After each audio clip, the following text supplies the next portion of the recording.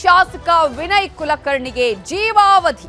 ಶಾಸಕ ಸ್ಥಾನಕ್ಕೂ ಕುತ್ತು, ಸ್ಥಾನಮಾನಕ್ಕೂ ಬಿತ್ತು ಬ್ರೇಕ್. ಮುಂದಿನ ಹಾದಿ ಹೋರಾಟ ಹೇಗಿರುತ್ತೆ? ಇದುವೇ ಚದುರಂಗದ ಮೊದಲ ಸ್ಟೋರಿ. ಕುಲಕರ್ಣಿಗೆ ಜೀವಾವಧಿ ಶಿಕ್ಷೆ.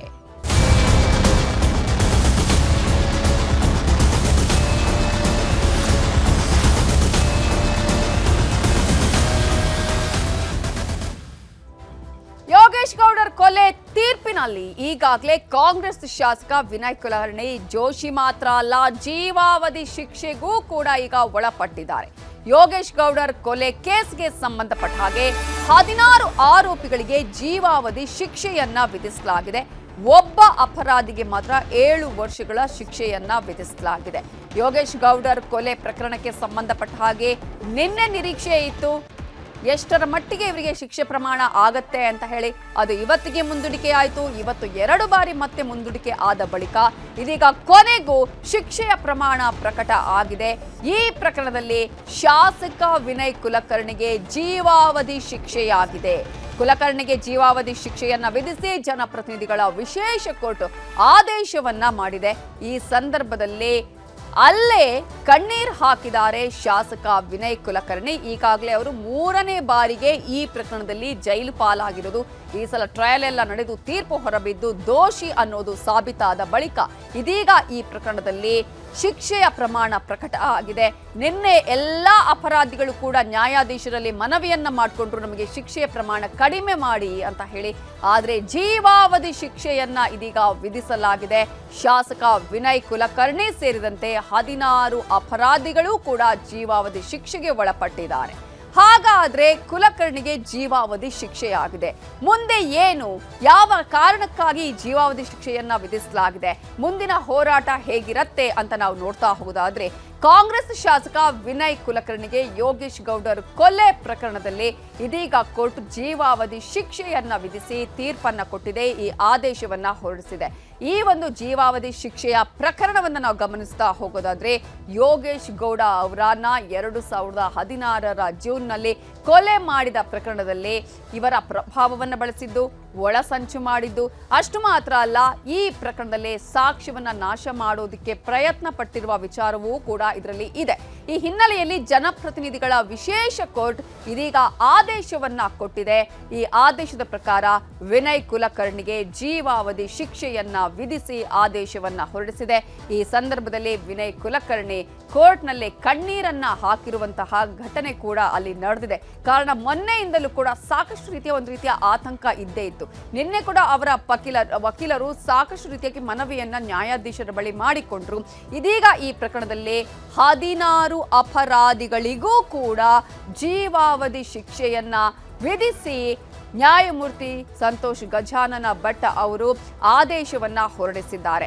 ಈ ಪ್ರಕರಣದಲ್ಲಿ ಅನೇಕ ಅಪರಾಧಿಗಳು ಹೇಳ್ಕೊಂಡಿದ್ರು, ನಮಗೆ ಮಕ್ಕಳು, ಚಿಕ್ಕ ಮಕ್ಕಳಿದ್ದಾರೆ, ಅಪ್ಪ ಅಮ್ಮನ ನೋಡ್ಕೊಳ್ಳೋರು ಯಾರು ಇಲ್ಲ, ನಾವು ತುಂಬಾ ಬಡವರು, ಈ ರೀತಿಯಾದಂತಹ ವಿಚಾರ ಹೇಳಿ ನಮಗೆ ಕಡಿಮೆ ಶಿಕ್ಷೆ ಕೊಡಿ ಅಂತ ನ್ಯಾಯಾಧೀಶರಲ್ಲಿ ಮನವಿಯನ್ನ ಮಾಡಿಕೊಂಡಿದ್ರು.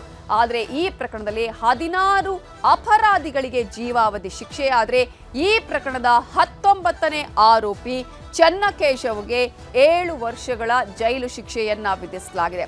ಮೊದಲ ಆರೋಪಿ ಆಗಿದ್ದು ಆತ ಬಸವರಾಜ್ ಮುತ್ತಗಿ. ಆತ ಮಾಫಿ ಸಾಕ್ಷ್ಯವನ್ನ ಖಚಿತಪಡಿಸಿದ್ದು ಕೂಡ ಈಗ ಕೋರ್ಟ್ ಸಾಕ್ಷ್ಯವನ್ನ ಖಚಿತಪಡಿಸಿದೆ. ಈ ಹಿನ್ನೆಲೆಯಲ್ಲಿ ಇವರೆಲ್ಲರಿಗೂ ಕೂಡ ಆತ ಹೇಳಿದಂತಹ ಸಾಕ್ಷ್ಯದ ಆಧಾರದ ಮೇಲೆನೆ ಆತನನ್ನ ಇದರಲ್ಲಿ ಮಾಫಿ ಸಾಕ್ಷಿಯನ್ನಾಗಿ ಪರಿಗಣನೆಗೆ ತೆಗೆದುಕೊಂಡಿದ್ದಾಗಿದೆ. ಜೊತೆಗೆ ಆತ ಕೊಟ್ಟಂತಹ ಸ್ಟೇಟ್ಮೆಂಟ್ ಆಧಾರದ ಮೇಲೆನೆ ಕೋರ್ಟ್ ಇವರುಗಳನ್ನ ದೋಷಿ ಅಂತ ಪರಿಗಣಿಸಿದ್ದು, ಜೀವಾವಧಿ ಶಿಕ್ಷೆಯನ್ನ ಕೂಡ ವಿಧಿಸಿರೋದು. ಅಷ್ಟು ಮಾತ್ರ ಅಲ್ಲ, ಕೋರ್ಟ್ ಮತ್ತೊಂದು ಸೂಚನೆಯನ್ನ ಕೂಡ ಈ ಸಂದರ್ಭದಲ್ಲಿ ಕೊಟ್ಟಿದೆ. ಯೋಗೇಶ್ ಗೌಡರ್ ಅವರ ಮಕ್ಕಳಿಗೆ, ಅವರ ಮಕ್ಕಳ ಶಿಕ್ಷಣಕ್ಕೆ ಸಂಬಂಧಪಟ್ಟ ಹಾಗೆ ಕೂಡ ಪರಿಹಾರವನ್ನ ಕೊಡೋದಕ್ಕೆ ಕೋರ್ಟ್ ಸೂಚನೆಯನ್ನ ಕೊಟ್ಟಿದೆ. ಅವರ ಮಕ್ಕಳಿಗೆ ಶಿಕ್ಷಣದ ಖರ್ಚಿಗೆ ಸಂಬಂಧಪಟ್ಟ ಹಾಗೆ 16 ಲಕ್ಷವನ್ನ ಮಕ್ಕಳ ಶಿಕ್ಷಣಕ್ಕಾಗಿ ಪರಿಹಾರ ಹಣ ಕೊಡಬೇಕು ಅನ್ನುವಂತಹ ಆದೇಶವನ್ನ ಕೂಡ ಕೋರ್ಟ್ ಈ ಒಂದು ತೀರ್ಪಿನಲ್ಲಿ ಉಲ್ಲೇಖವನ್ನ ಮಾಡಿದೆ. ಈ ಮೂಲಕ ಕೋರ್ಟ್ ಅಪರಾಧಿಗಳಿಗೆ ಜೀವಾವಧಿ ಶಿಕ್ಷೆಯನ್ನ ವಿಧಿಸಿದ್ರೆ ಅವರ ಕುಟುಂಬಕ್ಕೆ, ಅದರಲ್ಲೂ ಕೂಡ ಅವರ ಮಕ್ಕಳ ಶಿಕ್ಷಣದ ಹಕ್ಕಿಗಾಗಿ, ಯೋಗೇಶ್ ಗೌಡ ಅವರ ಮಕ್ಕಳ ಶಿಕ್ಷಣಕ್ಕಾಗಿ 16 ಲಕ್ಷ ರೂಪಾಯಿಯನ್ನ ಪರಿಹಾರ ರೂಪವಾಗಿ ಕೊಡಬೇಕು ಅನ್ನುವ ಸೂಚನೆಯನ್ನ ಕೂಡ ನೀಡಲಾಗಿದೆ. ಇದೇ ವಿಚಾರಕ್ಕೆ ಸಂಬಂಧಪಟ್ಟ ಹಾಗೆ ಇನ್ನಷ್ಟು ಡೀಟೇಲ್ಸ್ ಅನ್ನ ಕೊಡುವುದಕ್ಕೆ ನಮ್ಮ ರಿಪೋರ್ಟರ್ ಮುನಿರಾಜು ಈಗ ನೇರ ಸಂಪರ್ಕದಲ್ಲಿ ಜಾಯ್ನ್ ಆಗಿದ್ದಾರೆ. ಮುನಿರಾಜು, ಈಗಾಗಲೇ ಯೋಗೇಶ್ ಗೌಡರ ಕೊಲೆ ಪ್ರಕರಣದಲ್ಲಿ ದೋಷಿಗಳಾಗಿರುವಂತಹ 16 ಅಪರಾಧಿಗಳಿಗೆ ಜೀವಾವಧಿ ಶಿಕ್ಷೆಯನ್ನ ಮೆನ್ಷನ್ ಮಾಡಲಾಗಿರೋದು. ಒಬ್ಬ ಅಪರಾಧಿಗೆ ಮಾತ್ರ 7 ವರ್ಷಗಳ ಜೈಲು ಶಿಕ್ಷೆ. ಇದರ ಜೊತೆಗೆ ಈ ಒಂದು ಆದೇಶದಲ್ಲಿ ಬೇರೆ ಯಾವೆಲ್ಲ ಅಂಶಗಳನ್ನ ಉಲ್ಲೇಖ ಮಾಡಲಾಗಿದೆ?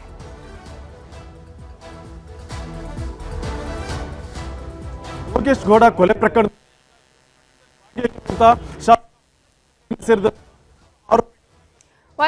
ಒಂದ್ ಸೆಕೆಂಡ್ ಮುನಿರಾಜ್, ನಿಮ್ಮ ಧ್ವನಿ ಸರಿಯಾಗಿ ಕೇಳಿಸ್ತಾ ಇಲ್ಲ. ಇನ್ನೊಮ್ಮೆ ಕನೆಕ್ಟ್ ಮಾಡ್ತೀವಿ, ಇದೇ ವಿಚಾರಕ್ಕೆ ಸಂಬಂಧಪಟ್ಟ ಹಾಗೆ ಮಾಹಿತಿಯನ್ನ ಪಡೆದುಕೊಳ್ತೀವಿ. ಕುಲಕರ್ಣಿಗೆ ಜೀವಾವಧಿ ಶಿಕ್ಷೆಯನ್ನ ವಿಧಿಸಿ ಕೋರ್ಟ್ ಇದೀಗ ಆದೇಶವನ್ನ ಹೊರಡಿಸಿದೆ. ಹಾಗಂತೇಳಿ ಇಲ್ಲಿಗೆ ಮುಗೀತಾ? ಬಟ್ ಈಗ ಶಾಸಕ ಸ್ಥಾನಕ್ಕಂತೂ ಕುತ್ತು ಬಂದಿದೆ. ಕಾರಣ 2 ವರ್ಷಗಳ ಅಥವಾ 2 ವರ್ಷಗಳ ಮೇಲ್ಪಟ್ಟು ಯಾರಾದರೂ ಅಪರಾಧದ ಪ್ರಕರಣಗಳಲ್ಲಿ ದೋಷಿ ಅಂತ ಗೊತ್ತಾದ್ರೆ ಅಥವಾ ಜೈಲು ಶಿಕ್ಷೆ ಅದಕ್ಕಿಂತ ಹೆಚ್ಚು ಇದ್ರೆ ಅವರ ಶಾಸಕ ಸ್ಥಾನ ಹೋಗುತ್ತೆ. ನಮ್ಮ ಭಾರತದ ಸಂವಿಧಾನದಲ್ಲೇ ಕಾನೂನಿನಲ್ಲೇ ಇರುವಂತದ್ದು ಒಬ್ಬ MP ಆಗಿರ್ಬೋದು, ಒಬ್ಬ MLA ಆಗಿರ್ಬೋದು, ಅವರೇನಾದ್ರೂ 2 ವರ್ಷಕ್ಕಿಂತ ಹೆಚ್ಚಿನ ಜೈಲು ಶಿಕ್ಷೆಯನ್ನ ಅವರಿಗೆ ಸಿಕ್ಕಿದ್ರೆ ಅವರ ಆ ಜನಪ್ರತಿನಿಧಿಯ ಏನು ಜನಪ್ರತಿನಿಧಿ ಇರುತ್ತೆ ಅಥವಾ ಆ ಸ್ಥಾನ ಇರುತ್ತೆ ಅದಕ್ಕೂ ಕೂಡ ಕುತ್ತು ಬರುತ್ತೆ ಅನ್ನುವಂಥದ್ದು. ಹಾಗಾಗಿ ಈಗ ಅವರ ಶಾಸಕ ಸ್ಥಾನಕ್ಕೆ ಕುತ್ತು ಬಂದಿದೆ. ಇದರ ಬಗ್ಗೆ ಡೀಟೇಲ್ಸ್ ಕೊಡೋದಕ್ಕೆ ಮತ್ತೆ ನಮ್ಮ ರಿಪೋರ್ಟರ್ ಮುನಿರಾಜು ನೇರ ಸಂಪರ್ಕದಲ್ಲಿ ಜಾಯ್ನ್ ಆಗಿದ್ದಾರೆ. ಮುನಿರಾಜು, ಈಗಾಗಲೇ ನೀವು ಹೇಳ್ತಾ ಇದ್ರಿ ಈ ಒಂದು ಪ್ರಕರಣದ ಆದೇಶದ ಬಗ್ಗೆ. ನಗ್ತಾ ಈಗಾಗಲೇ ಯೋಗೇಶ್ ಗೌಡ ಕೊಲೆ ಪ್ರಕರಣದಲ್ಲಿ ಶಾಸಕ ವಿನಯ್ ಕುಲಕರ್ಣಿ ಸೇರಿದಂತೆ 16 ಆರೋಪಿಗಳು ಈಗ ಏನು ಜೀವಾವಧಿ ಶಿಕ್ಷೆಗೆ ಕೂಡ ಗುರಿಯಾಗಿರೋದು.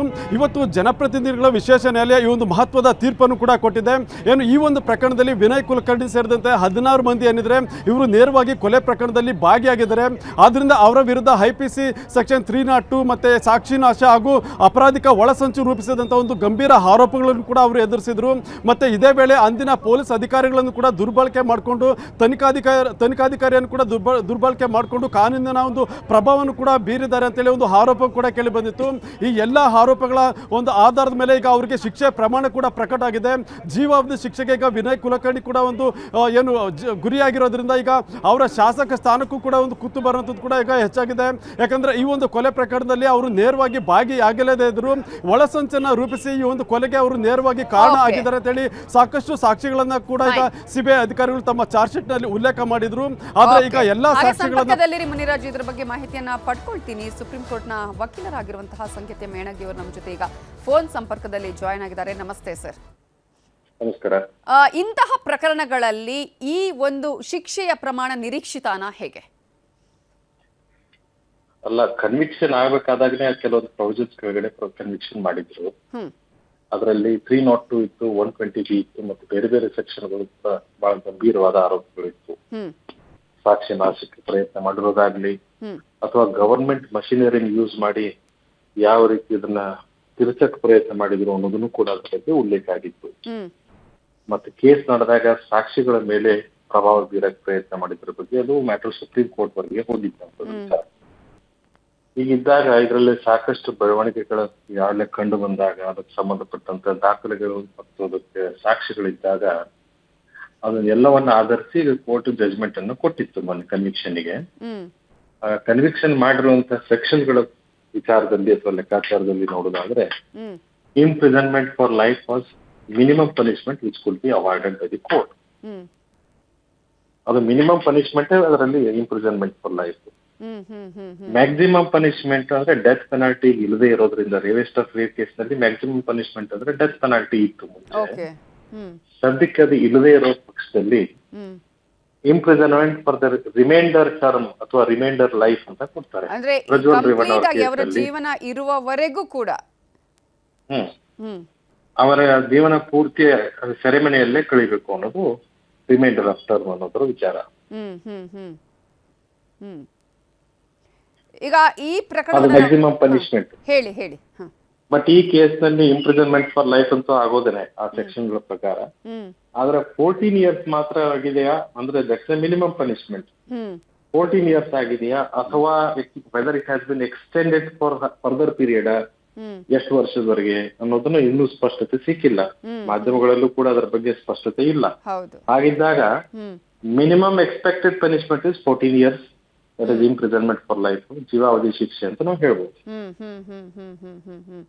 ಈಗ ಸರ್ ನೀವು ಹೇಳಿದ ಹಾಗೆ 302 ಆಗಿರ್ಬೋದು, 120B ಆಗಿರ್ಬೋದು, ಅಥವಾ ಅದಕ್ಕೆ ಸಂಬಂಧಪಟ್ಟ ಅನೇಕ ಸೆಕ್ಷನ್ಗಳನ್ನು ಕೂಡ ಗಮನಿಸಿದಾಗ ಜೀವಾವಧಿ ಶಿಕ್ಷೆ ಆಗಬಹುದು ಅನ್ನುವಂತಹ ನಿರೀಕ್ಷೆನೇ ಇತ್ತು. ಇದರಲ್ಲಿ ಪ್ರಮುಖವಾಗಿ ಯಾವೆಲ್ಲ ಅಂಶಗಳನ್ನು ಈ ಒಂದು ಪ್ರಕರಣದಲ್ಲಿ ಪರಿಗಣನೆಗೆ ತೆಗೆದುಕೊಳ್ಳಲಾಗುತ್ತೆ? ಒಂದು ಕಡೆ ಸಾಕ್ಷಿ ಮಾಫಿ ಸಾಕ್ಷಿ ಕೂಡ ಇತ್ತು, ಅದ್ರ ಜೊತೆಗೆ 113 ಸಾಕ್ಷಿದಾರರು ಕೂಡ ಇದರಲ್ಲಿ ಇದ್ರು. ಈ ಎಲ್ಲ ಅಂಶಗಳನ್ನು ಪರಿಗಣನೆಗೆ ತೆಗೆದುಕೊಳ್ಳಲಾಗತ್ತಾ ಹೇಗೆ? ನೋಡಿ, ಇವರ ಪಾತ್ರದ ಬಗ್ಗೆ ಮೊದಲಿನಿಂದ ತನಿಖೆಯಾಗಿ ಆ ತನಿಖೆಗೆ ಸಂಬಂಧಪಟ್ಟಂತ ವರದಿ ಸಲ್ಲಿಸಿದಾಗ ಪ್ರತಿ ಹಂತದಲ್ಲೂ ಇವರ ಪಾತ್ರದ ಬಗ್ಗೆ ಸ್ಪಷ್ಟತೆ ಸಿಕ್ಕಿತ್ತು ಸಾಕ್ಷಿಯಲ್ಲಿ. ಇದು ಮೊದಲೇದ್ದು. ಎರಡನೇದ್ದು, ಇವರಿಗೆ ದುರುದ್ದೇಶ ಇತ್ತು ಅನ್ನೋದ್ರ ಬಗ್ಗೆ ಸ್ಪಷ್ಟ ವಿಚಾರಗಳ ಬಗ್ಗೆ ಸಾಕ್ಷಿ ಸಿಕ್ಕಿತ್ತು. ಅದನ್ನ ಸಾಬೀತು ಮಾಡುವಲ್ಲಿ ಪ್ರಾಸಿಕ್ಯೂಷನ್ ಯಶಸ್ವಿಯಾಯಿತು. ಇದು ಅನಿರೀಕ್ಷಿತವಾಗಿ ನಡೆದಿರುವಂತ ಘಟನೆ ಅಲ್ಲ. ಇದು ಉದ್ದೇಶ ಇಟ್ಕೊಂಡು ಆ ಉದ್ದೇಶ ದುರುದ್ದೇಶವಾಗಿದ್ದು ಆ ದುರುದ್ದೇಶವನ್ನ ಈ ರೀತಿ ಎಕ್ಸಿಕ್ಯೂಟ್ ಮಾಡಲಾಗಿದೆ ಅನ್ನೋದ್ರ ಬಗ್ಗೆ ಸಾಕ್ಷಿ ಸಮೇತ ಅವರು ಸಾಬೀತು ಮಾಡೋದ್ರಲ್ಲಿ ಯಶಸ್ವಿಯಾದರು ಪ್ರಾಸಿಕ್ಯೂಷನ್. ಮತ್ತೆ ಮೂರನೇದ್ದು, ಇದು ಯಾರ್ಯಾರು ಪಾತ್ರಧಾರಿಗಳಿದಾರಲ್ಲ ಮಿಕ್ಕಿದವರು ಅಕ್ಯೂಸ್ಡ್ ಆರೋಪಿಗಳು, ಅವ್ರದ್ದು ಯಾರ್ದು ವೈಯಕ್ತಿಕ ದ್ವೇಷ, ವೈಯಕ್ತಿಕ ಹಿತಾಸಕ್ತಿ, ವೈಯಕ್ತಿಕ ವಿರೋಧ ಯಾರ್ದು ಇರ್ಲಿಲ್ಲ ಅಲ್ಲಿ ಆ ವ್ಯಕ್ತಿ ಜೊತೆಗೆ. ವೈಮನಸ್ಸು ಏನಿರ್ಲಿಲ್ಲ ಪರಸ್ಪರವಾಗಿ. ವೈಯಕ್ತಿಕ ದ್ವೇಷ ಅಥವಾ ದುರುದ್ದೇಶ ಅನ್ನೋದು ಇವ್ರಿಗೆ ಮಾತ್ರ ಇತ್ತು. ಅವ್ರನ್ನ ಎಲ್ಲರನ್ನು ಬಳಸ್ಕೊಂಡು ಗುಂಪು ಮಾಡಿ ಅವರ ಮುಖಾಂತರ ಇದನ್ನ ಎಕ್ಸಿಕ್ಯೂಟ್ ಮಾಡಲಾಯಿತು ಅಂತ ಏನ್ ಪ್ರಾಸಿಕ್ಯೂಷನ್ ಸ್ಟೋರಿ ಇತ್ತಲ್ಲ, ಅದನ್ನ ಅವರು ಯಶಸ್ವಿಯಾಗಿ ಸಾಕ್ಷಿ ಸಮೇತ ಕೋರ್ಟ್ ಮುಂದೆ ಸಾಬೀತುಪಡಿಸೋದ್ರಲ್ಲಿ ಯಶಸ್ವಿ ಆದ್ರು ಅಂತ ನನ್ನ ಅಭಿಪ್ರಾಯ. ಅಲ್ಲಿ ಬಳಸಿರುವಂತ ಸಾಕ್ಷಿಗಳು, ಅದಕ್ಕೆ ಯಾವ್ಯಾವ ರೀತಿ ಅದನ್ನ ಸಂಚು ಮಾಡಲಾಗಿತ್ತು ಅನ್ನೋದ್ರ ಬಗ್ಗೆ ಆಗ್ಲಿ, ಎಷ್ಟೆಷ್ಟು ಹಣ ಖರ್ಚು ಮಾಡಲಾಗಿತ್ತು ಅನ್ನೋದ್ರ ಬಗ್ಗೆ ಆಗ್ಲಿ, ಸರ್ಕಾರದ ಯಾವ್ಯಾವ ಅಧಿಕಾರವನ್ನ ಬಳಸಲಾಗಿತ್ತು ಅನ್ನೋದ್ರ ಬಗ್ಗೆ ಆಗ್ಲಿ, ಮತ್ತೆ ಪೊಲೀಸರ ಮೇಲೆ ಯಾವ ರೀತಿ ಇನ್ಫ್ಲೂಯೆನ್ಸ್ ಮಾಡಲಾಗಿತ್ತು ಅನ್ನೋದ್ರ ಬಗ್ಗೆ ಆಗ್ಲಿ, ಯಾವ ಸಾಕ್ಷಿಗಳನ್ನು ಎಲ್ಲೆಲ್ಲಿ ಮುಚ್ಚಿ ಹಾಕೊಳ್ಳಕ್ಕೆ ಪ್ರಯತ್ನ ಮಾಡಲಾಗಿತ್ತು ಅನ್ನೋದ್ರ ಬಗ್ಗೆ ಆಗ್ಲಿ, ಅಥವಾ ಸಾಕ್ಷಿಗಳಿಗೆ ಕೋರ್ಟ್ ಮುಂದೆ ಬಂದು ಅವರ ಹೇಳಿಕೆ ನೀಡದಂತೆ ಪ್ರಭಾವ ಬೀರಲಾಗಿತ್ತು ಅಂತ ಏನ್ ಹೇಳ್ತಿದ್ದಲ್ಲ ಅದ್ರ ಬಗ್ಗೆ ಆಗ್ಲಿ. ಹಾಗಾಗಿ ಸಾಕಷ್ಟು ಆಂಗಲ್ಗಳಿಂದ ಇದನ್ನ ಕೇಸನ್ನ ಅವರು ಪ್ರಾಸಿಕ್ಯೂಷನ್ ಅವರು ಪ್ಲೇಸ್ ಮಾಡಿದ್ರು, ಆ ರೀತಿ ಯಶಸ್ವಿಯಾಗಿ ಸಾಬೀತನ್ನು ಮಾಡಿದ್ರು ಅಂತ ನನ್ನ ಅಭಿಪ್ರಾಯ. ಹಾಗಾಗಿ ಇದು ಅಷ್ಟು ಸುಲಭದ ಕೇಸ್ ಆಗಿರ್ಲಿಲ್ಲ. ಮತ್ತೆ ಇನ್ನೊಂದು ಇದರಲ್ಲಿ ವಿಶೇಷ ಅಂದ್ರೆ it is more based on digital evidence. Circumstantial evidence ಒಂದೇ ಇರ್ಲಿಲ್ಲ ಇದ್ರಲ್ಲಿ. ಅವ್ರು ಆ ರೀತಿ ಹೇಳಿದ್ರು, ಇವ್ರು ಈ ರೀತಿ ಹೇಳಿದ್ರು, ಅಥವಾ ಅವ್ರು ಅಲ್ಲಿದ್ರು ಇವ್ರು ಇಲ್ಲಿದ್ರು ಅನ್ನೋ ಪ್ರಶ್ನೆ ಇಲ್ಲ. ಇವರು ಆ ಘಟನೆ ನಡೆದಾಗ ಈ ವ್ಯಕ್ತಿ ಆರೋಪಿ ನಂಬರ್ 15 ಅನ್ನೋರು ಆ ಊರಲ್ಲೇ ಇರ್ಲಿಲ್ಲ, ಬೇರೆ ಊರಲ್ಲಿ ಇದ್ರು, ದಿಲ್ಲಿಯಲ್ಲಿದ್ರು ಅಂತ ಏನೋ ಇದೆ. ಅಂದ್ರೆ ಅಲ್ಲಿ presence of an accused in the scene of crime is not there, here no intention ಅನ್ನೋದ್ರ ಬಗ್ಗೆ ಸಾಬೀತು ಮಾಡೋದಕ್ಕೆ ಇವರು ಪ್ರಯತ್ನ ಮಾಡಿದ್ರು. ಬಟ್ ದೂರಿಂದನೂ ಕೂಡ ಅದನ್ನ ಆಪರೇಟ್ ಮಾಡಲಾಗಿತ್ತು ಅನ್ನೋದ್ರ ಬಗ್ಗೆ ಆಗ್ಲಿ, ಅದಕ್ಕೆ ಮುನ್ನೆಚ್ಚರಿಕೆಯಾಗಿ ಅದನ್ನ ದೂರ ಹೋಗ್ಲಾಗಿತ್ತು ಅನ್ನೋದ್ರ ಬಗ್ಗೆ ಆಗ್ಲಿ, ಅದರ ಬಗ್ಗೆ ಸಂಚು ಹೂಡಲಾಗಿತ್ತು ಅನ್ನೋದ್ರ ಬಗ್ಗೆ, ಸಂಚಿನ ಒಂದು ಭಾಗವಾಗಿ ಆ ಘಟನೆಯಿಂದ ಬೇರೆ ಕಡೆ ಹೋಗಿದ್ರು ಅನ್ನೋದ್ರ ಬಗ್ಗೆ ಆಗಲಿ, ಹಂಗೆ ಯಾವ್ಯಾವ ರೀತಿ ಸಂಚು ಮಾಡಿ ಸಂಚಿನ ಭಾಗವಾಗಿ ಯಾವ್ಯಾವ ರೀತಿ ಯಾರ್ಯಾರು ಹಂಚ್ಕೊಂಡದನ್ನ ಪಾತ್ರವನ್ನು ನಿರ್ವಹಿಸಿದ್ರು ಅನ್ನೋದ್ರ ಬಗ್ಗೆ ಆಗಲಿ, ಸಾಕಷ್ಟು ವಿಚಾರಗಳನ್ನ ಅದರಲ್ಲಿ ಒಂದು this is the classic case how A systematic offense has been committed very systematically by executing a conspiracy or the conspired procedure of the story ಅಂತ ಅನ್ನೋದ್ರ ಬಗ್ಗೆ this is a classic example. Correct. ಇದರಲ್ಲಿ ಇನ್ನೊಂದು 2 ವಿಚಾರಗಳು sir. ಒಂದು A1 ಹಾಗೆಯೇ A17 ಮಾಫಿ ಸಾಕ್ಷಿದಾರರಾಗಿರೋದು ಕೂಡ ಇದರಲ್ಲಿ ಒಂದು ದೊಡ್ಡ ಟರ್ನ್ ಅನ್ನು ಕೊಡ್ತು ಅಂತ ಅನ್ಸುತ್ತೆ ಅನ್ನೋದು ಒಂದಾದರೆ, ಮತ್ತೊಂದು ಕಡೆ ಈ ಒಂದು ಪ್ರಕರಣದಲ್ಲಿ ಯಾರೇ ಜನಪ್ರತಿನಿಧಿ ಆಗಿರಲಿ ಅಥವಾ ಜನಸಾಮಾನ್ಯರೇ ಆಗಿರಲಿ ಸರಿಯಾದಂತಹ ನಿಟ್ಟಿನಲ್ಲಿ ಸಾಕ್ಷಿಗಳನ್ನ ಕಲೆ ಹಾಕಿ ತನಿಖೆ ಮಾಡಿದಾಗ ಈ ಪ್ರಕರಣದಲ್ಲಿ ನ್ಯಾಯ ಸಿಕ್ಕೇ ಸಿಗತ್ತೆ. ಯಾರೇ ದೊಡ್ಡವರಿದ್ರು ಕೂಡ, ಯಾರ ಪಾಪದ ಬಡವರಿದ್ದಾರೆ, ಅವರ ಮಕ್ಕಳು ಸಾಯ್ತಾರೆ, ಅಂಥವರಿಗೆ ಒಂದು ನ್ಯಾಯ ಸಿಗುತ್ತೆ ಅನ್ನುವಂತಹ ನಂಬಿಕೆಯನ್ನು ಹುಟ್ಟು ಹಾಕಿದೆ ಅಂತ ಅನ್ಸುತ್ತಾ ಹೇಗೆ? ನೋಡಿ, ಕಾನೂನು ಯಾವಾಗಿದ್ರು ಸಬಲರಿಗೆ ಮಾತ್ರ ಅಲ್ಲ ಎಲ್ಲರಿಗೂ ಸಮ ಅನ್ನೋದ್ರ ಬಗ್ಗೆ ಮೊದಲಿನಿಂದ ಇತ್ತು.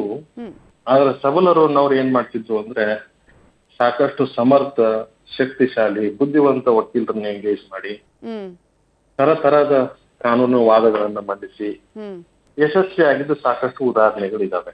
ಹಾಗಾಗಿ ಈ ಕೇಸಲ್ಲೇ ಜನರಲ್ಲಿ ಮೊದಲೇ ಏನು ಸರ್ ಇಂಟರಪ್ಟ್ ಮಾಡ್ತಾ ಇದ್ದೀನಿ, ಈ ಕೇಸಲ್ಲೇ ಮೊದಲೇ ಯಾವುದೇ ರೀತಿಯಾಗಿ ಏನು ಇಲ್ಲ, ಇವ್ರ ಸಂಚು ಇಲ್ಲ, ಅಥವಾ ಇದರಲ್ಲಿ ಅಂದ್ರೆ ಒಂದು ಕೌಟುಂಬಿಕ ಜಗಳ, ಆಸ್ತಿಯ ಕಲಹಕ್ಕಾಗಿ ಈ ರೀತಿ ಕೊಲೆ ನಡೆದಿತ್ತು ಅನ್ನೋದು ಫಸ್ಟ್ ತನಿಖೆ ಆದಂತ ಸಂದರ್ಭದಲ್ಲಿ ಗೊತ್ತಾಗಿರೋ ವಿಚಾರ.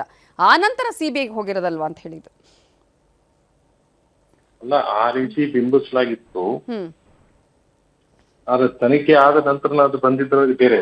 ಹ್ಮ್ ಮತ್ತೆ ಎಲ್ಲಾ ಕೇಸ್ಗಳನ್ನ ಮೊದಲು ದಿಕ್ಕಿಗೆ ಬೇರೆ ಅದನ್ನ ನೋಡಿ, ಈ ಕೇಸ್ನಲ್ಲಿ ಯಾರು ಮಾಫಿ ಸಾಕ್ಷಿ ಅಂತ ಏನ್ ಹೇಳ್ತಾ ಇದೀರಲ್ಲ, ಹ್ಮ್ ಅವರೇ ಮೊದಲಿಗೆ ಹೋಗಿ ನಾನೇ ಕೊಲೆ ಮಾಡಿದ್ದು ಅಂತ ಒಂದ್ ಕಡೆ ಇನ್ನೂ ಸ್ಟೇಟ್ಮೆಂಟ್ ಕೊಟ್ಟು ನಾನು ಓದಿದ್ದೆ. ಹೌದು. ಹಾಗಿದ್ದಾಗ ಹ್ಮ್ ಇದು ಎಲ್ಲಾ ಸಂಚಿನ ಒಂದು ಭಾಗ, ಅಥವಾ ಆ ಸಂಚನ ಆ ರೀತಿ ರೂಪಿಸಲಾಗಿತ್ತು.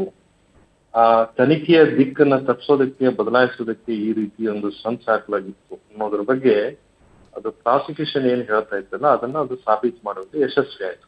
ಹ್ಮ್ ಹ್ಮ್ ಹ್ಮ್ ಅದನ್ನ ಈ ಮಾಫಿ ಸಾಕ್ಷಿ ಇದ್ದವರು ಹ್ಮ್ ಅವರೆಲ್ಲ ಪ್ರತ್ಯಕ್ಷ ಸಾಕ್ಷಿಗಳೇ ಆಕ್ಚುಲಿ ಅದರಲ್ಲಿ ಇದ್ದವರೇ ಆಗಿಲ್ಲ. ಹ್ಮ್ ಅವರು ಯಾವ್ಯಾವ ಹಂತದಲ್ಲಿ ಏನೇನಾಯ್ತು ಅನ್ನೋದ್ರ ಬಗ್ಗೆ ಸಂಪೂರ್ಣ ಮಾಹಿತಿ ಕೊಟ್ಟರು. ಬರೇ ಮಾಹಿತಿ ಕೊಟ್ರೆ ಮಾತ್ರ ಅವ್ರನ್ನ ಮಾಫಿ ಮಾಡ್ಲಾಗುವುದಿಲ್ಲ. ಹ್ಮ್ ಆ ಅವ್ರು ಹೇಳಿರುವಂತ ಹೇಳಿಕೆ, ಹ್ಮ್ ಆ ಪ್ರಕಾರ ನಡೆದಿರುವಂತ ತನಿಖೆ, ಹ್ಮ್ ಮತ್ತೆ ತನಿಖೆ ಹಂತದಲ್ಲಿರುವಂತ ಸಾಕ್ಷಿಗಳು ಹ್ಮ್ ಅವರ ಹೇಳಿಕೆಗೆ ಪೂರಕವಾಗಿದ್ದಾಗ ಹ್ಮ್ ಅವರು ತನಿಖೆಗೆ ಸಂಪೂರ್ಣವಾಗಿ ಸಹಕರಿಸಿ ಸತ್ಯಾಸತ್ಯತೆಯನ್ನು ಹೊರಗೆ ತರೋದಕ್ಕೆ ಅಥವಾ ನ್ಯಾಯವನ್ನ ಎತ್ತಿ ಹಿಡಿಯೋದಕ್ಕೆ ಅವರು ಕೂಡ ಒಂದು ಪಾತ್ರ ವಹಿಸಿದ್ದಾರೆ ಅಂತ ತಿಳ್ಕೊಂಡು ಹ್ಮ್ ಅದೆಲ್ಲ ಪೂರಕವಾಗಿದ್ದಾಗ ಮಾತ್ರ ಅವ್ರನ್ನ ಮಾಫಿ ಸಾಕ್ಷಿ ಅಂತ ಪರಿಗಣಿಸಿ ಅವರ ಸಾಕ್ಷಿ ಆಧಾರದ ಮೇಲೆ ಅವ್ರನ್ನ ಮಾಫಿ ಮಾಡಲಾಗ್ತದೆ. ಅವ್ರ ಹೇಳಿಕೆ ಆಧಾರದ ಮೇಲೆ ಎಲ್ಲವೂ ನಿರ್ಧಾರ ಆಗಲ್ಲ. ಹ್ಮ್ ಹ್ಮ್ ಹ್ಮ್ ಅಲ್ಲಿ ಪಡೆದಿರೋ ಸಾಕ್ಷಿಗಳಿಗೂ ಕೂಡ ಅದರಲ್ಲಿರೋ ಮಾಹಿತಿಗಳು ಕೂಡ ಅವ್ರ ಹೇಳಿಕೆಗೆ ತಕ್ಕಂತೆ ಪೂರಕವಾಗಿರ್ಬೇಕು. ಕ್ವಿಕ್ ಆಗಿ ಸರ್, ಕ್ವಿಕ್ ಆಗಿ ಇನ್ನು ವಾಟ್ ನೆಕ್ಸ್ಟ್, ಏನು ಅವಕಾಶಗಳಿದೆ, ಆಪ್ಷನ್ಸ್ ಏನಿದೆ ಮುಂದೆ ವಿನಯ್ ಕುಲಕರ್ಣಿಗೆ ಅಂತ? ಅಪೀಲ್ ಬಿಟ್ರೆ ಮತ್ತೊಂದು ಏನು ಆಪ್ಷನ್ ಇಲ್ಲ ಈಗ. ಹಾ ಹೈಕೋರ್ಟಿಗೆ ಅಪೀಲ್. ಓಕೆ ಓಕೆ, ಧನ್ಯವಾದಗಳು ಸರ್ ನ್ಯೂಸ್ 18 ಜೊತೆ ಮಾತನಾಡಿದ್ದಕ್ಕಾಗಿ.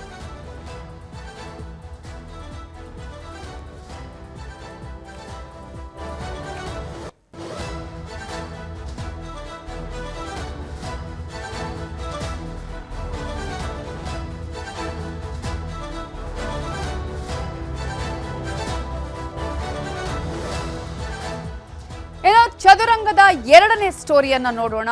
ಈಗಾಗಲೇ ದಾವಣಗೆರೆ ದಕ್ಷಿಣ ಅನ್ನೋದು ಕಾಂಗ್ರೆಸ್ಗೆ ಕಬ್ಬಿಣದ ಕಡಲೆ ಆಗಿದೆ. ಒಂದ್ ಕಡೆ ನುಂಗೋಕೂ ಇಲ್ಲ, ಮತ್ತೊಂದ್ ಕಡೆ ಉಗುಳೋಕೂ ಇಲ್ಲ ಅನ್ನುವಂತಹ ಪರಿಸ್ಥಿತಿಯನ್ನ ತಂದುಕೊಟ್ಟಿದೆ. ಪಕ್ಷ ವಿರೋಧಿ ಚಟುವಟಿಕೆ ಮಾಡಿದ ವಿರುದ್ಧ ಕ್ರಮ ತೆಗೆದುಕೊಂಡ್ರೆ ಇದೀಗ ಮತ್ತೆ ಅವರನ್ನೇ ಒಳಗೆ ಸೇರಿಸಿಕೊಳ್ಳುವಂತಹ ಪ್ರಯತ್ನ ಮತ್ತೊಂದು ಕಡೆ. ಸಿಎಂ ಆಪ್ತಬಣ, ಡಿಕೆಶಿ ಆಪ್ತಬಣ ಅನ್ನುವಂತಹ ಚರ್ಚೆಗಳು ಕೂಡ ನಡೀತಾ ಇದೆ. ಹಾಗಾದ್ರೆ ಇವತ್ತು ಸಾಹುಕಾರ್ ಮಾಡಿದಂತಹ ಪ್ರಯತ್ನ ಎಂತದ್ದು ಅನ್ನೋದೇ ಚದುರಂಗದ ಎರಡನೇ ಸ್ಟೋರಿ, ಸಾಹುಕಾರ್ ಸಂಧಾನ.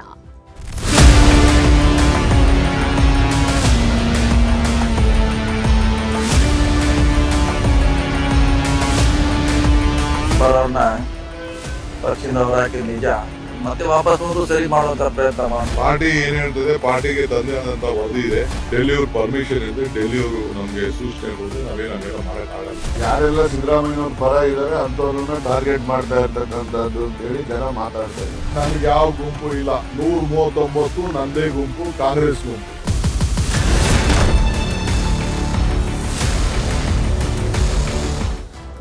ದಾವಣಗೆರೆ ದಂಗಲ್ಗೆ ಇಳಿದಿದ್ದಾರೆ ಇದೀಗ ಸಾಹುಕಾರ್. ಮುಸ್ಲಿಂ ನಾಯಕರ ವಿರುದ್ಧ ಕ್ರಮ ಆಯ್ತಲ್ಲ, ಆ ಕ್ರಮದ ಬಗ್ಗೆ ಸಾಕಷ್ಟು ಅಪಸ್ವರ ಕಾಂಗ್ರೆಸ್ನಲ್ಲೇ ಕೇಳಿ ಬಂತು. ಇದೇ ಕಾರಣಕ್ಕಾಗಿ ಇವತ್ತು ಡಿಕೆ ಶಿವಕುಮಾರ್ ಅವರನ್ನ ಸಚಿವ ಸತೀಶ್ ಜಾರಕಿಹೊಳಿ ಭೇಟಿ ಮಾಡಿದ್ರು, ಚರ್ಚೆನೂ ಮಾಡಿದ್ರು. ಈಗಾಗಲೇ ಅಮಾನತು ಮಾಡಿರುವಂತಹ ವಿಚಾರ ವಜಾವನ್ನ ಮರುಪರಿಶೀಲನೆ ಮಾಡಬೇಕು ಅಂತ ಹೇಳಿ ಈ ಸಂದರ್ಭದಲ್ಲಿ ಡಿಕೆ ಶಿವಕುಮಾರ್ ಅವರಿಗೆ ಸಾಹುಕಾರ್ ಸಲಹೆ ಕೊಟ್ಟಿದ್ದಾರೆ. ಸೊ ದಾವಣಗೆರೆ ದಂಗಲ್ಗೆ ಸಂಬಂಧಪಟ್ಟ ಹಾಗೆ ಏನೆಲ್ಲ ಬೆಳವಣಿಗೆಗಳು ಆಯ್ತು, ಯಾರ ತಲೆದಂಡ ಆಯ್ತು, ವಾಟ್ ನೆಕ್ಸ್ಟ್ ಅಂತ ನಾವು ನೋಡ್ತಾ ಹೋಗೋದಾದ್ರೆ, ಈಗಾಗಲೇ ಸಿಎಂ ರಾಜಕೀಯ ಕಾರ್ಯದರ್ಶಿಯಾಗಿದ್ದಂತಹ ನಜೀರ್ ಅಹಮದ್ ಅವರನ್ನ ಹುದ್ದೆಯಿಂದಲೇ ವಜಾಗೊಳಿಸುವಂತಹ ಕೆಲಸ ಕೂಡ ಈ ಒಂದು ಪಕ್ಷ ವಿರೋಧಿ ಚಟುವಟಿಕೆಯಲ್ಲಿ ಮಾಡಿದ್ರು ಅನ್ನುವ ಕಾರಣಕ್ಕಾಗಿ ಆಯ್ತು.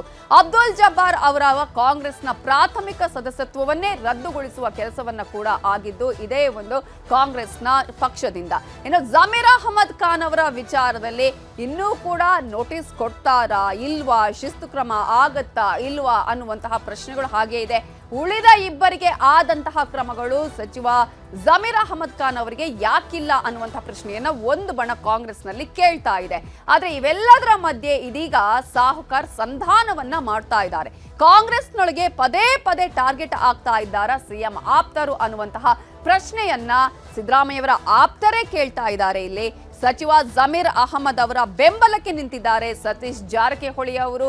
ಈಗಾಗಲೇ ಇವತ್ತು ಮುಸ್ಲಿಂ ನಾಯಕರೊಂದಿಗೆ ಸಭೆಯನ್ನ ಮಾಡಿ ಸಲಹೆಯನ್ನ ಕೂಡ ಈಗಾಗಲೇ ಸತೀಶ್ ಜಾರಕಿಹೊಳಿ ಅವರು ಪಡೆದಿದ್ರು. ಅಷ್ಟು ಮಾತ್ರ ಅಲ್ಲ, ಮಾಜಿ ಸಚಿವ ರಾಜಣ್ಣ ಅವರ ಜೊತೆಗೂ ಕೂಡ ಮಾತುಕತೆಯನ್ನ ಮಾಡಿದ್ರು. ಆ ಬಳಿಕ ಸಚಿವ ಸತೀಶ್ ಜಾರಕಿಹೊಳಿ ಅವರು ಡಿಕೆ ಶಿವಕುಮಾರ್ ಅವರನ್ನ ಭೇಟಿಯಾಗಿದ್ದಾರೆ. ಜಮೀರ್ ಪರ ಮಾತನಾಡಿದ್ದಾರೆ ಸಾಹುಕಾರ್ ಸತೀಶ್ ಜಾರಕಿಹೊಳಿ. ಶೀಘ್ರವೇ ದೆಹಲಿಗೂ ಹೋಗಿ ಹೈಕಮಾಂಡ್ಗೆ ಮನವರಿಕೆ ಮಾಡಿಕೊಡಲಿದ್ದಾರೆ ಸತೀಶ್ ಜಾರಕಿಹೊಳಿ. ಈ ಒಂದು ಬೆಳವಣಿಗೆಯಲ್ಲಿ ಏನಾಗಿದೆ, ಈ ರೀತಿಯಾಗಿ ಆದ್ರೆ ಪಕ್ಷದ ಮೇಲೆ ಆಗುವಂತಹ ಬೆಳವಣಿಗೆಗಳೇನು, ಪರಿಣಾಮಗಳೇನು, ಇದರಿಂದ ಏನೆಲ್ಲ ಎಫೆಕ್ಟ್ ಆಗಬಹುದು ಅನ್ನೋದರ ಕುರಿತು. ಇನ್ನು ಸಾಹುಕಾರ್ ಸಂಧಾನದ ವಿಚಾರದಲ್ಲಿ ನೋಡೋದಾದ್ರೆ ಪಕ್ಷ ಸಂಘಟನೆಯ ವಿಚಾರದಲ್ಲಿ ಯಾವತ್ತೂ ಕೂಡ ಮುಂದಾಗಿದ್ದಾರೆ. ಅಷ್ಟು ಮಾತ್ರ ಅಲ್ಲ, ಮುಂದಿನ ಚುನಾವಣೆಗಳ ಬಗ್ಗೆ ಕೂಡ ಡಿಸಿಎಂ ಡಿಕೆ ಶಿವಕುಮಾರ್ ಅವರ ಜೊತೆ ಮಾತನಾಡಿದ್ದಾರೆ. ಇದರಿಂದ ಆಗುವಂತಹ ಪರಿಣಾಮಗಳ ಬಗ್ಗೆ, ಮುಂದಿನ ಚುನಾವಣೆಯಲ್ಲಿ ಏನೆಲ್ಲ ಆಗಬಹುದು ಅನ್ನೋದರ ಕುರಿತಾಗಿಯೂ ಕೂಡ ಸತೀಶ್ ಜಾರಕಿಹೊಳಿ ಅವರು ಮಾತನಾಡಿದ್ದಾರೆ. ಅಷ್ಟು ಮಾತ್ರ ಅಲ್ಲ, ಅಬ್ದುಲ್ ಜಬ್ಬಾರ್ ಅವರನ್ನ ಪಕ್ಷದಿಂದನೇ ಅಮಾನತು ಮಾಡಲಾಗಿದೆಯಲ್ಲ, ಪಕ್ಷದ ಶಿಸ್ತಿನ ವಿಚಾರಕ್ಕೆ ಸಂಬಂಧಪಟ್ಟ ಹಾಗೆ ಪಕ್ಷ ವಿರೋಧಿ ಚಟುವಟಿಕೆ ಮಾಡಿದ್ರು ಅನ್ನುವ ಕಾರಣಕ್ಕಾಗಿ ಈ ವಿಚಾರದ ಕುರಿತು ಕೂಡ ಡಿಸಿಎಂ ಡಿಕೆ ಶಿವಕುಮಾರ್ ಅವರ ಬಳಿ ಇವತ್ತು ಸಾಹುಕಾರ್ ಚರ್ಚೆಯನ್ನ ಮಾಡಿದ್ದಾರೆ. ಆ ಸಂದರ್ಭದಲ್ಲಿ ಜಬ್ಬಾರ್ ಅವರನ್ನ ಪಕ್ಷದಿಂದ ಅಮಾನತು ಮಾಡಿದ್ದನ್ನು ವಾಪಸ್ ಪಡಿಬೇಕು ಅನ್ನುವಂತಹ ಮನವಿಯನ್ನ ಮಾಡಿಕೊಂಡಿದ್ದಾರೆ. ಇದರಿಂದ ಏನೆಲ್ಲ ಸಮಸ್ಯೆಗಳು ಆಗಬಹುದು ಅನ್ನೋದ್ರ ಬಗ್ಗೆ ಕೂಡ ಅವರಿಬ್ಬರು ಕೂಡ ಇವತ್ತು ಮಾತನಾಡಿದ್ದಾರೆ. ಅದನ್ನೇ ಡಿಕೆ ಶಿವಕುಮಾರ್ ಅವರಿಗೆ ಹೇಳುವಂತಹ ಕೆಲಸವನ್ನ ಮಾಡಿರೋದು. ಸೊ ಜಮೀರ್ ವಿಚಾರ ಈಗ ಇರುವಂಥದ್ದು, ಆ ಒಂದು ಕುರಿತಂತೆಯೂ ಕೂಡ ನಿರ್ಧಾರವನ್ನ ಕೈಗೊಳ್ಳುವಂತಹ ಸಾಧ್ಯತೆ ಇದೆ. ಏನ್ ಮಾಡಬೇಕು ಈ ವಿಚಾರದಲ್ಲಿ, ತಲೆದಂಡ ಬೇಕಾ ಬೇಡವಾ ಅನ್ನುವಂಥದ್ದು. ಆದ್ರೆ ಜಮೀರ್ ಅವರ ಪರವಾಗಿಯೇ ಬ್ಯಾಟಿಂಗ್ ಬೀಸೋದಕ್ಕೆ ಹೋಗಿರೋದು ಸಚಿವ ಸತೀಶ್ ಜಾರಕಿಹೊಳಿ ಅವರು. ಯಾವುದೇ ಕಾರಣಕ್ಕೂ ಅವರ ತಲೆದಂಡ ಬೇಡ, ಅವರ ವಿರುದ್ಧ ಕ್ರಮ ಬೇಡ ಅನ್ನೋದನ್ನ ಹೇಳೋದಿಕ್ಕೇನೆ ಇವತ್ತು ಸಚಿವ ಸತೀಶ್ ಜಾರಕಿಹೊಳಿ ಡಿಸಿಎಂ ಡಿಕೆ ಶಿವಕುಮಾರ್ ಅವರನ್ನ ಭೇಟಿಯಾಗಿದ್ದಾರೆ. ಪ್ರಮುಖವಾಗಿ ಡ್ಯಾಮೇಜ್ ಕಂಟ್ರೋಲ್ ಮಾಡುವಂತಹ ಕುರಿತು ಕೂಡ ಈಗ ಮಾತನಾಡಿದ್ದಾರೆ. ಆಗ್ಲೇ ಅವರು ಮಾತನಾಡ್ತಾ ಹೇಳ್ತಾ ಇದ್ರು, ಕೆಲವೊಂದು ತಪ್ಪುಗಳು ಆಗುತ್ತೆ, ಅದನ್ನ ಸರಿಪಡಿಸುವಂತಹ ಕೆಲಸಗಳು ಆಗ್ಬೇಕು, ಅಂತಹ ನಿರ್ಧಾರಗಳು ಆದಾಗ ಹೇಗೆ ಸರಿ ಮಾಡ್ಕೊಳ್ಬೇಕು ಅನ್ನೋದನ್ನ ನೋಡ್ಬೇಕು ಅಂತ ಹೇಳಿ. ಸೊ ಸರಿ ಮಾಡುವಂತಹ ಕೆಲಸವನ್ನ ಇದೀಗ ಸಚಿವ ಸತೀಶ್ ಜಾರಕಿಹೊಳಿ ಅವರು ಮಾಡ್ತಾ ಇದ್ದಾರೆ. ಡಿಕೆ ಶಿವಕುಮಾರ್ ಅವರನ್ನ ಭೇಟಿಯಾಗಿ ಹೈಕಮಾಂಡ್ಗೂ ಕೂಡ ಇದರ ಬಗ್ಗೆ ಮನವರಿಕೆ ಮಾಡಿಕೊಡ್ಬೇಕು ಅನ್ನೋದನ್ನ ಕೂಡ ಹೇಳಿದ್ದಾರೆ. ಹಾಗಾದ್ರೆ ಸಚಿವ ಸತೀಶ್ ಜಾರಕಿಹೊಳಿ ವಿಚಾರದಲ್ಲಿ ಹೇಳಿದ್ದೇನು, ಭೇಟಿಯಾದ ಬಳಿಕ ಡಿಕೆಶಿ ಮಾತೇನು ನೋಡೋಣ. ಏನಿಲ್ಲ, ಅದೇ ಪಕ್ಷ ಮುಂದೆ ಚುನಾವಣೆ, ವಿಶೇಷವಾಗಿ ಜಬ್ಬಾರ್ ಅವರ ಅಮಾನತು, ಸೊ ಅದ್ರ ಬಗ್ಗೆ ಚರ್ಚೆ ಆಗಿದೆ. ಅದೇ ನಾವು ಹೇಳಿದ್ವಿ, ನಾವು ಅವ್ರು ತಗೊಳ್ಳೇಬೇಕು, ವಾಪಸ್ ತಗೊಳ್ಳಿ, ಅವ್ರಿಗೆ ನೋಟಿಸ್ ಕೊಡೋಣ, ರಿಪ್ಲೈ ಬರಲಿ, ಬಂದ್ಮೇಲೆ ಅದನ್ನ ಹೈಕಮಾಂಡ್ಗೆ ಕಳಿಸಿ ಅಪ್ರೂವಲ್ ತಗೋಬೇಕಾಗುತ್ತೆ. ಯಾಕಂದ್ರೆ ಬಂದಿದ್ದು ಡೆಲ್ಲಿಯಿಂದ, ಸೊ ಮತ್ತೆ ಡೆಲ್ಲಿ ಕಳ್ಸಂತ ಹೇಳಿದ್ವಿ. ಅವ್ರ ಟೈಮ್ ತೊಗೊಳುತ್ತೆ ಅಷ್ಟೇ. ಏನು ಗೊತ್ತಿಲ್ಲ, ಯಾವ್ದು ರಿಪೋರ್ಟ್ ಯಾರು ಕಳಿಸಿದಾರೋ ಅದು ಗೊತ್ತಿಲ್ಲ. ಆಗಿದಂತೆ ನಿಜ, ಈಗ ಜಬ್ಬಾರ್ ಅವ್ರನ್ನ ಪಕ್ಷದಿಂದ ಹೊರ ಹಾಕಿದ್ ನಿಜ. ಮತ್ತೆ ವಾಪಸ್ ಒಂದು ಸರಿ ಮಾಡುವಂತ ಪ್ರಯತ್ನ ಮಾಡಿ, ಯಾರು ಕಳಿಸಿದಾರೆ, ಯಾಕೆ ಕಳಿಸಿದಾರೆ ಅದು ಬೇಡ, ಚರ್ಚೆ ಸರಿ ಮಾಡೋದೊಂದೇ ನಮ್ಮ ಉದ್ದೇಶ. ಅದೇ ಡ್ಯಾಮೇಜ್ ಕಂಟ್ರೋಲ್ ಮಾಡ್ಲಿಕ್ಕೆ ಇವತ್ತೆಲ್ಲ ನಾವು ಇಲ್ಲಿ ಬಂದಿದ್ದು ಅವರು ಅಧ್ಯಕ್ಷ ಕಡೆ. ಅದನ್ನೇ ಅವ್ರು ಕನ್ವಿನ್ಸ್ ಮಾಡಿದ್ದೀವಿ. ಸೊ ಒಂದೊಂದ್ಸಾರಿ ಆಗತ್ತೆ, ಹೇಳಲಿಕ್ಕೆ ಆಗಲ್ಲ, ಒಂದೊಂದ್ಸಾರಿ ನಿರ್ಧಾರಗಳಾಗತ್ತಾವ. ಮತ್ತೆ ಸರಿ ಮಾಡುವಂತ ಪ್ರಯತ್ನ ಪಕ್ಷದಿಂದ ಆಗ್ಬೇಕು. ನಮ್ಗೆ ಪಕ್ಷ ಮುಖ್ಯ, ಪಕ್ಷ ಇದ್ರೆ ನಾವೆಲ್ಲ ರಾಜಕಾರಣ. ನಮ್ಮ ಪಕ್ಷದ ಅಭಿವೃದ್ಧಿಗೆ ಏನ್ ಬೇಕೋ ಪಕ್ಷದ ಒಳಗೆ ಕೂತ್ಕೊಂಡು ನಾವು ಚರ್ಚೆ ಮಾಡಿದ್ವಿ. ಒಟ್ಟಿಗೆ ನಾವೆಲ್ಲ ಸೇರಿ ಕೆಲಸ ಮಾಡಿ, ನಂದು ಯಾವ್ದು ಇಲ್ಲಿ ವೈಯಕ್ತಿಕವಾದ ವಿಚಾರ ಯಾವ್ದು ಇಲ್ಲ. ಅವರೆಲ್ಲ ನಮ್ಮ ಪಾರ್ಟಿ ಲೀಡರ್ಸೇ. ಪಾರ್ಟಿ ಏನ್ ಹೇಳ್ತದೆ, ಪಾರ್ಟಿಗೆ ತಂದೆ ಆದಂತ ವರದಿ ಇದೆ. ಅದ್ರ ಮೇಲೆ ನಾನು ಡೆಲ್ಲಿಯವರು ಪ್ರತಿ ಏನೇನು ಮಾಡಕ್ಕೆ ನಾವು MLA ಅಲ್ಲಿ MSc ಆಗಲಿ ತೀರ್ಮಾನ ಮಾಡ್ಬೇಕಾದ್ರೆ ಡೆಲ್ಲಿಯವ್ರ ಪರ್ಮಿಷನ್ ಇಲ್ಲದೆ, ಡೆಲ್ಲಿಯವರು ನಮ್ಗೆ ಸೂಚನೆ ಕೊಡದೆ ನಾವೇನು ಹಂಗೆಲ್ಲ ಮಾಡಕ್ ಆಗಲ್ಲ. ಸೊ ನಾವು ಕೆಲವು ಮಾರ್ಗದರ್ಶನದಲ್ಲಿ ನಾವು ಮಾಡ್ಬೇಕಾಗ್ತದೆ. ಎಲ್ಲ ನನ್ನ ಮೇಲೆ ಹೇಳ್ಬೋದು, ಹೇಳಿದ್ರು ಚಿಂತೆ ಇಲ್ಲ ನನಗೆ. ಪಕ್ಷ ಶಿಸ್ತಿನಲ್ಲಿ ನಾವೆಲ್ಲ ಸೇರಿ ಕೆಲಸ ಮಾಡ್ತೀವಿ. ದಿನ ಕೂತ್ಕೋತೀವಿ, ದಿನ ಮಾತಾಡ್ತೀವಿ. ನನ್ ಗುಂಪು ಅಂತ ಎಲ್ಲಿದೆ? ನನ್ ಗುಂಪು ಡೆಲ್ಲಿಯಿಂದ DK ಇದು ಸಿದ್ದರಾಮಯ್ಯನವ್ರ ಗುಂಪು ಅಂತ ಹೇಳ್ತಾರೆ. ಸಿದ್ದರಾಮಯ್ಯನ ಗುಂಪು ಏನ್ ಬೋರ್ಡ್ ಹಾಕೊಂಡವ್ರ? ಸಿದ್ದರಾಮಯ್ಯನ ಗುಂಪು ಅಂತ. ನನ್ ಗುಂಪು ಅಂತ ನಾನ್ ಬೋರ್ಡ್ ಹಾಕೊಂಡಿಲ್ಲ. 139 ಜನನು ನನ್ನ ಶಾಸಕರೇ ಇರೋರು, 139 ಸಿದ್ದರಾಮಯ್ಯ ಶಾಸಕರಿರೋದು. ಯಾವ ಗುಂಪು ಇಲ್ಲ, ಯಾವ ಬೋರ್ಡು ಇಲ್ಲ, ಅವಶ್ಯಕತೆ ಇಲ್ಲ. ಸುಮ್ನೆ DK ಗುಂಪು, ಸಿದ್ದರಾಮಯ್ಯನ ಗುಂಪು, ಸ್ಟೇಟ್ಮೆಂಟ್ ಇಲ್ಲ, ನನ್ಗೆ ಯಾವ ಗುಂಪು ಇಲ್ಲ. 139 ನಂದೇ ಗುಂಪು, ಕಾಂಗ್ರೆಸ್ ಗುಂಪು. ದಾವಣಗೆರೆ ದಕ್ಷಿಣದ ವಿಚಾರ ಕಾಂಗ್ರೆಸ್ನಲ್ಲಿ ಆಂತರಿಕ ಕಲಹಕ್ಕೆ ಮುನ್ನುಡಿ ಹಾಡಿದ್ದಂತೂ ಹೌದು. ಈಗಾಗಲೇ KN ರಾಜಣ್ಣ ಅವರು ಕೂಡ ಇವತ್ತು ಹೇಳಿದ್ದಾರೆ, ಇಲ್ಲಿ ಸಿದ್ದರಾಮಯ್ಯ ಅವರ ಆಪ್ತರನ್ನೇ ಟಾರ್ಗೆಟ್ ಮಾಡಲಾಗ್ತಾ ಇದೆ, ಅವರ ವಿರುದ್ಧ ಕ್ರಮ ತೆಗೆದುಕೊಳ್ಳಲಾಗ್ತಾ ಇದೆ. ಆದರೆ ರಾಜನಾದವನು ತಪ್ಪು ಮಾಡಿದ್ರೆ ಯಾವುದೇ ರೀತಿಯ ದಂಡ ಇಲ್ಲ ಅಂತ ಹೇಳುವುದರ ಮೂಲಕ ಮತ್ತೊಂದು ಆಂತರಿಕ ಕಲಹಕ್ಕೆ ಈಗಾಗಲೇ ಕಾರಣ ಆಗಿದ್ದಾರೆ. ಈ ಬೆಳವಣಿಗೆ ಯಾವ ರೀತಿಯಾಗಿ ಮುಂದಿನ ದಿನಗಳಲ್ಲಿ ಪರಿಣಾಮ ಬೀರುತ್ತೆ, ಏನೇನು ಆಗುತ್ತೆ ಕಾಂಗ್ರೆಸ್ ಪಕ್ಷದಲ್ಲಿ ಅನ್ನೋದು ಕಾದು ನೋಡೋಣ. ಇದುವೇ ಹೊತ್ತಿನ ಚದುರಂಗ. ನೋಡ್ತಾ ಇರಿ ನ್ಯೂಸ್ 18 ಕನ್ನಡ. ಜಾಲ ನಮ್ಮದು, ಬಲ ನಿಮ್ಮದು.